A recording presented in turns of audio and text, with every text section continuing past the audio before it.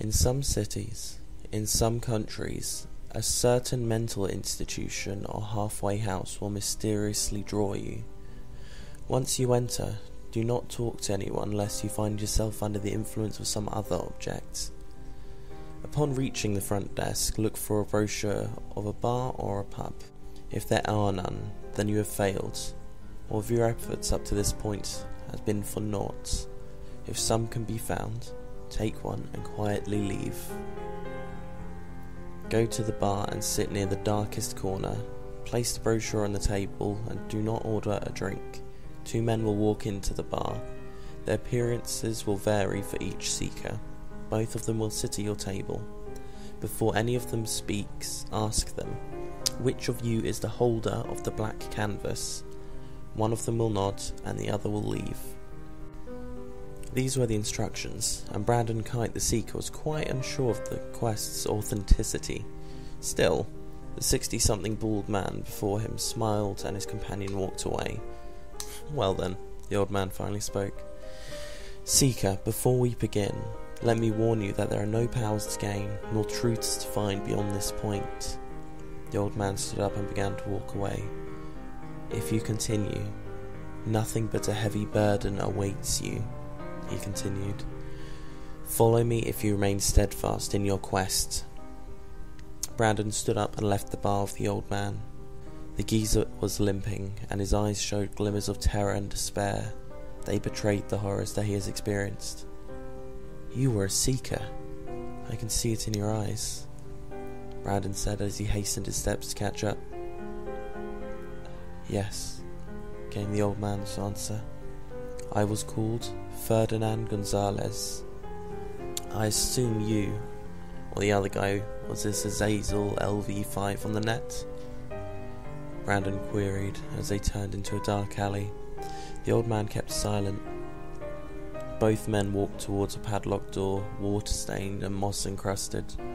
Ferdinand brought an old key out of his vest pocket, and Brandon immediately recognized it for what it was.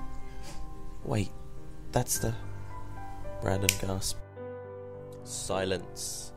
The old man interrupted him. Before you step through this door, remember that I warned you. There is nothing but damnation beyond this door. Brandon nodded and entered. As the door closed behind him, the old man sighed. Why must the young be so foolish? He disappeared into the shadows. Brandon was in a dark room. The only source of light was a small candle on the palm of a floating, disembodied hand. The light flickered as the hand twitched, again and again.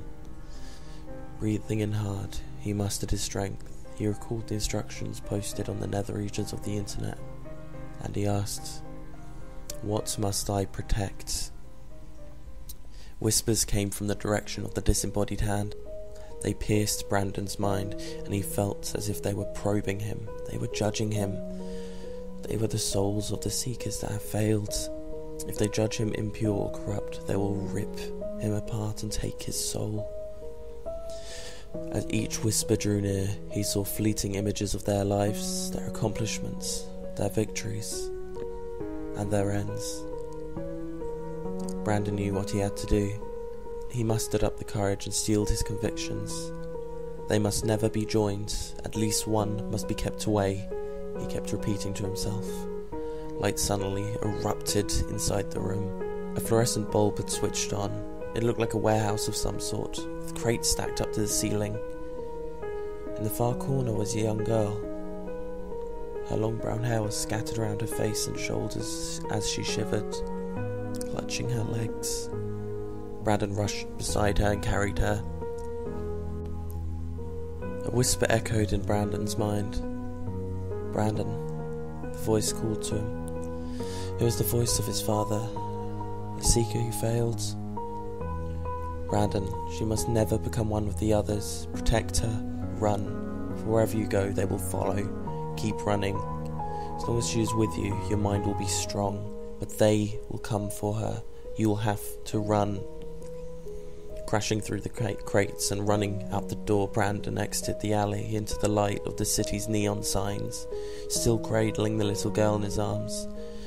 A low and steady moan came forth from the direction of the mental institution, 4 blocks away. It sent chills down his spine and affirmed his senses.